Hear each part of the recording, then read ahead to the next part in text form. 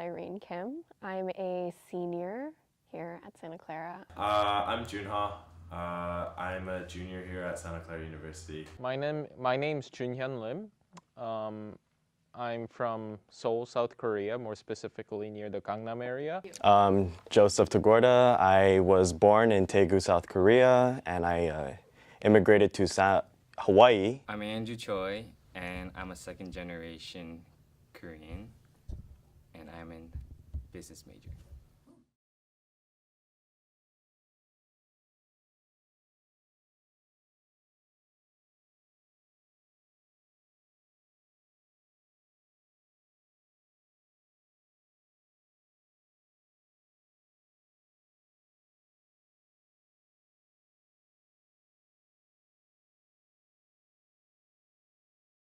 My dad came to study, so his master's, I think, was in Penn State.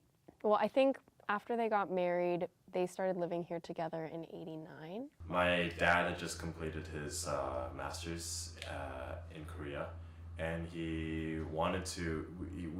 He was looking for another opportunity in the U.S., so he was studying for his doctoral degree. We immigrated because my dad got sent by his company. It's called Daum. We moved to Boston, Massachusetts. Well, near there.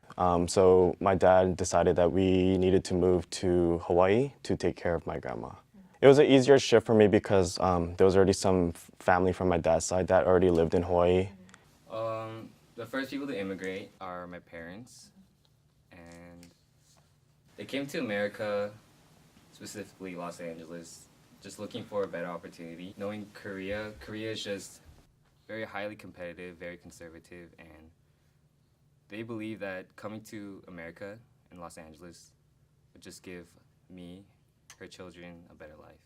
I think the story that gets told most often is probably just experiences of struggling with English. Since my dad had been here going to school for a while, he spoke English at least, but when he was at school, she would have to go and kind of like get groceries on her own or go to the grocery store and pick up what she needed, but then she'd get to the line and the bag boy or bag person would ask her paper or plastic, but she says that they spoke too quickly, and also because she wasn't that fluent at the time, it sounded like paper plastic, and she didn't know what that meant, and so she would just nod and say yes and hope that they would understand what she meant. I was not fluent in English until I was 12 years old, I would say.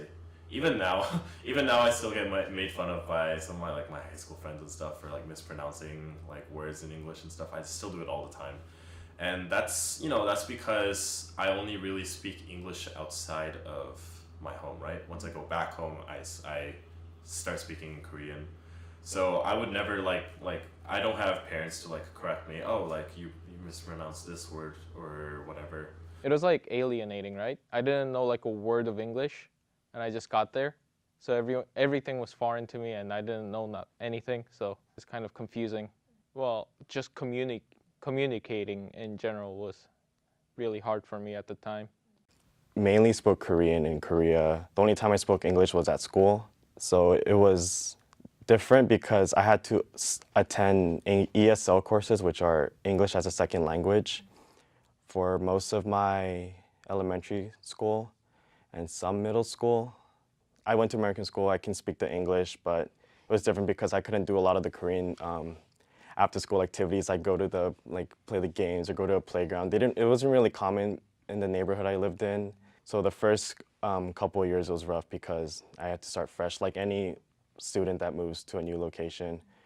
But there was also that language barrier because I knew a lot of jokes, I knew a lot of foods, I knew a lot of cultures that I didn't, Korean cultures.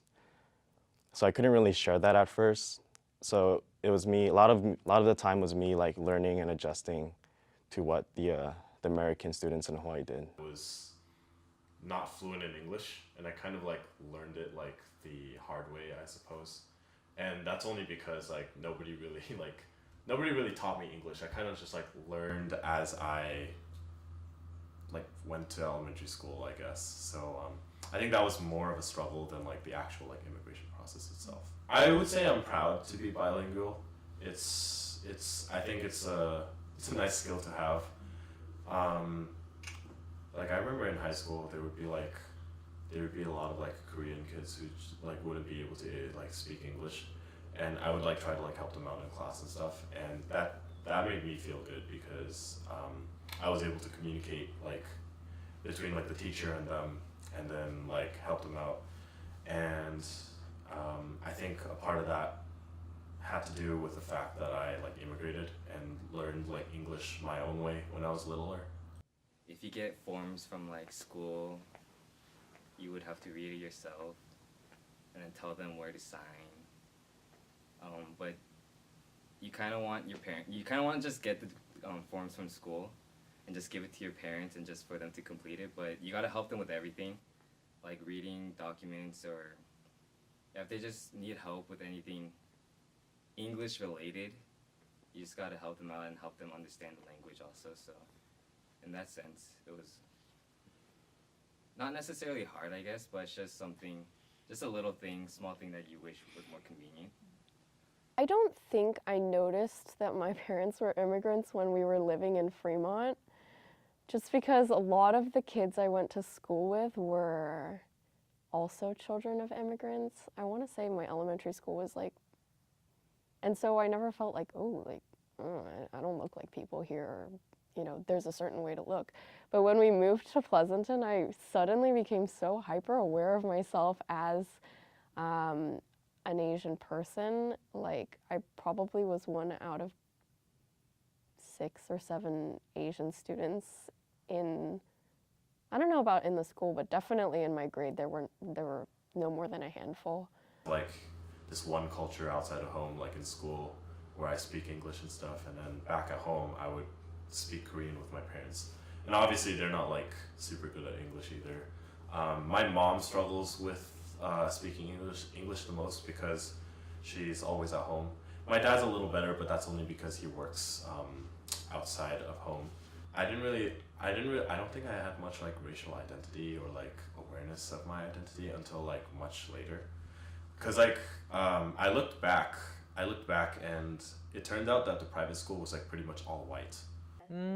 For like the first 2 years when I went to the US, whenever I found a Korean in school, I would get like super excited, right? Like, here's someone that I can actually speak Korean to. It's nice being able to communicate. And then once I got used to English, I started hanging out with a lot more people. Yeah. Oh my God.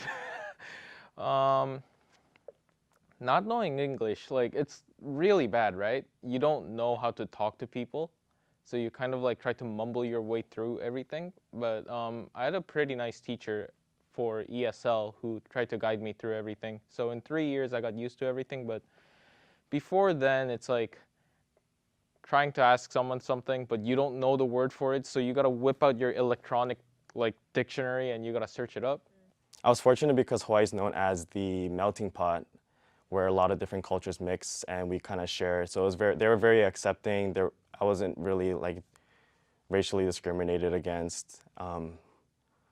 Like this elementary school that I went to was primarily Asian, most Japanese, but so everybody treated me like as if I was one of them at first, but they didn't know that I was actually a Korean student. I don't know, it was interesting to see that Hawaii was so accepting, and it was very, a lot more Asianly dominated. But if I were to move to the mainland though, I feel like I would have gotten a lot of experience, considering that ever since I moved to Santa Clara University, I can feel that I'm a minority. You don't have that authentic American lifestyle, I guess.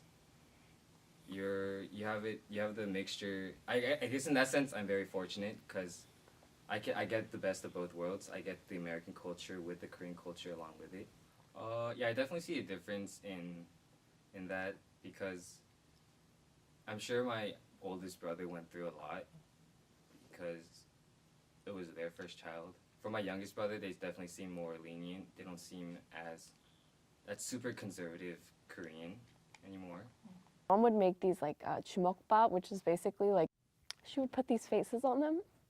And I mean, she had to wake up extra early to make those for me.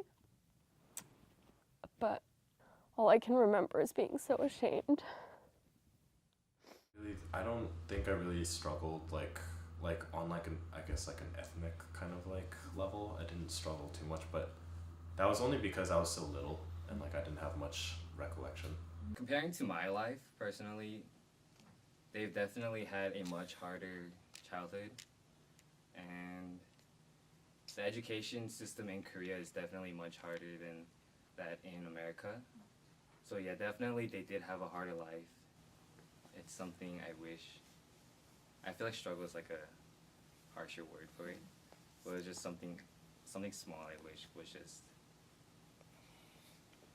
completed, I guess, or like something that could have been more convenient if I didn't have to do it. I understand when my parents don't want me to pursue something in the entertainment business. You see that like conservative Korean parents, they don't really like seeing their kids going into like entertainment industry, or like they don't want their kid to like just go out and just pursue rapping or like just act. I am not excited to go to the army. Are you doing that next year? No. I'm hopeful. It's a bit complicated. My permanent residence card, it expires in 2 years. So if I go next year, that's gonna mean I'm gonna lose permanent residence here. So I'm probably going to have to go after I renew that. But I don't want to go in junior year, after junior year. So I'm probably gonna have to go after I graduate. I do have dual citizenship. It's kind of interesting actually because I wasn't a dual citizen until recently. I was just a Korean citizen until I was 17, 18, I think.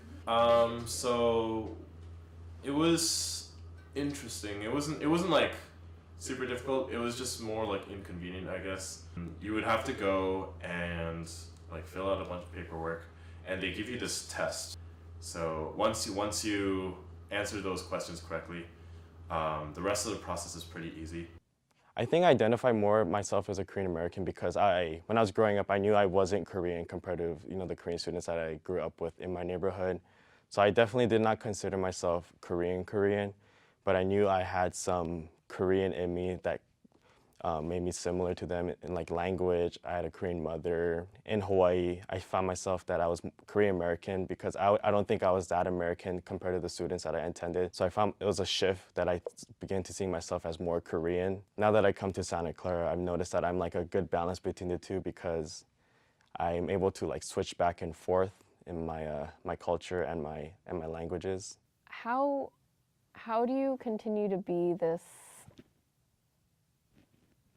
hyphenated or compound, I guess, identity, especially in a political climate like this, where people make it known that you or your parents or people like you and your parents are not wanted, they're not welcome.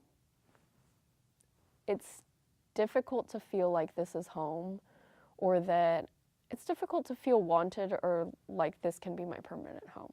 I think now I feel as though it'd be a lot of work. I see the logistics of like moving over there and adapting to an entirely different culture than the one in which I was raised, which is more of like a fusion, right? It'd be difficult, and I'd feel like an immigrant there, and people would treat me as such, I think.